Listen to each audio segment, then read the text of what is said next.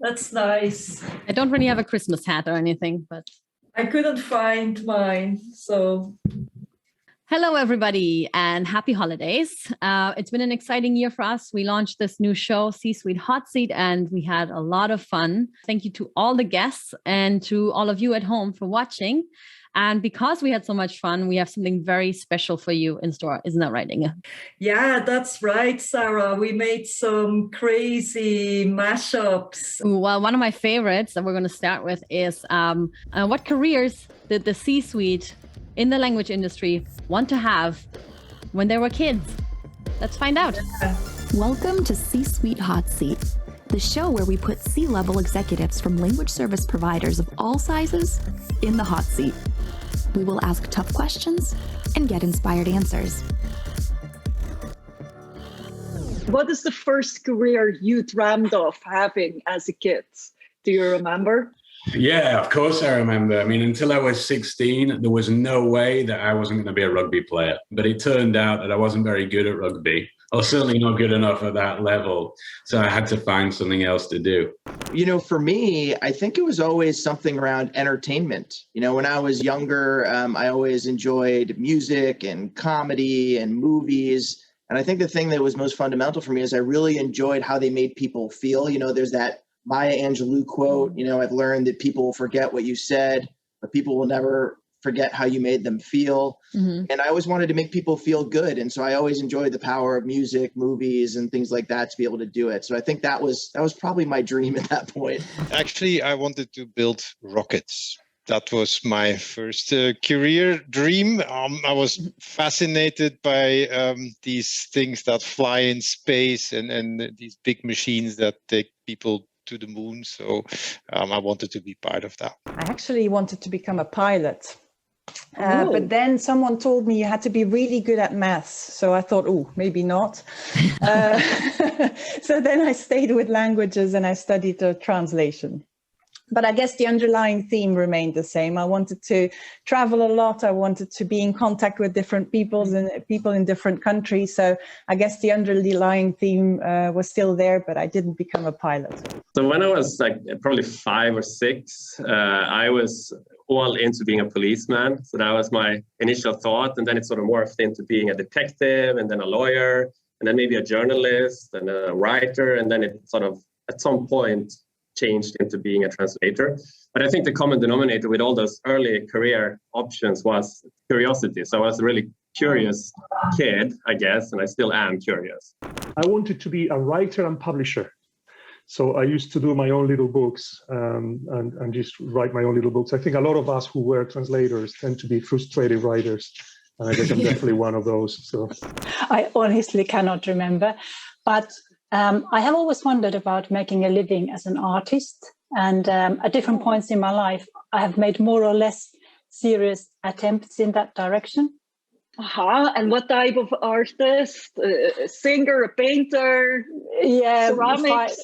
No, fine art, like painting and drawing. I wanted to be a Major League Baseball player. Oh, are you still good at that? No, I think I had to leave that behind. Yeah, sort of got to the limit of my talent, I think. I always wanted to be an ice hockey player. Oh, cool. Yeah, that was always the dream. I started playing. So I'm from the UK, which is not a big ice hockey place, but I grew up in a little town called Durham, and there was an ice rink there, and that was basically all there was there. So I started going to the rink when I was like 5 or 6. So I started playing hockey at quite an early age. I realized by about the age of 10 I was not going to be a professional ice hockey player. So I didn't hold it for that long. But that was always what I dreamed of. So when I was a kid, I wanted to be a pharmacist. Wow. I had this idea that it was like kind of nice to help people and listen to them and heal their ailments. So that was the first career. That lasted till I was about 10 years old. Really was, I wanted to be a pilot. So that was kind of like the big dream back then. I did want to be a pilot very early on. I I love travel, and even growing up in Australia when it was just long drives up the highway. As you know, our geography is very far and wide. And so I wanted to be a pilot. But then when I got to about year 11, I discovered that my physics and chemistry wasn't quite as great as I thought it was, and not quite at the level I needed to become a pilot. But I took lessons, and I certainly gave it a good shot, but I changed course pretty quickly when I realized, that my physics wasn't where it needed to be. I wanted to be a gendarme, and in the island of the Réunion, so which is a beautiful place really in the Indian Ocean, east of Madagascar. And the gendarme in French is really the military, it's kind of military, but you can enforce the law duties among the civilian population in France. So I went there and I tried to be a gendarme. And when I passed the test, the guy told me, listen, if I were you, I will go back and go back soon into college and university to finish what you need to be finishing. So he told me, I'm not your parents, but I will make sure that you kind of finish your university so you are accepted if you want to come to the military in the parachutist. And I say, okay, well, maybe it's not for me. So I changed career. That's cool.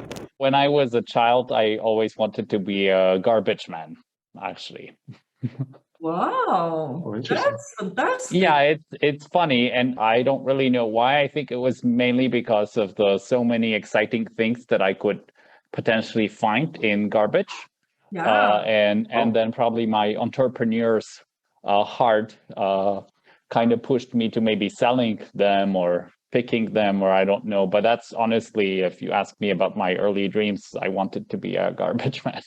I think I was heavily influenced by the famous Belgian character Tintin, you probably know. So I wanted to be a reporter or an investigator, and I organized in my own room like a Tour de France or even a war.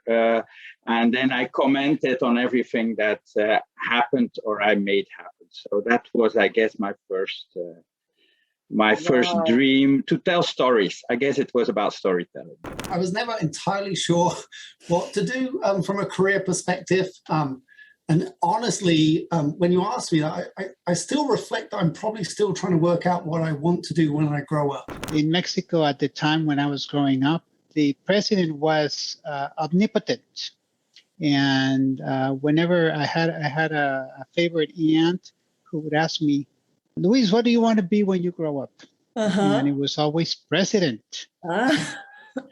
At that time, there was a president that shared my first name. So she would call me Mr. President.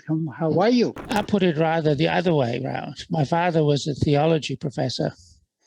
And so I knew which career I didn't want to have. After all, when one's a kid, you don't dream really of career. That's really the beauty of being a child. There's only the now, and the future comes when it comes. If in 2022 you'd like to get a seat in the hot seat, sign up with us. If you dare. If you dare. Yeah, watch out for season 2 of C-Suite HotSeat. It's going to get hot.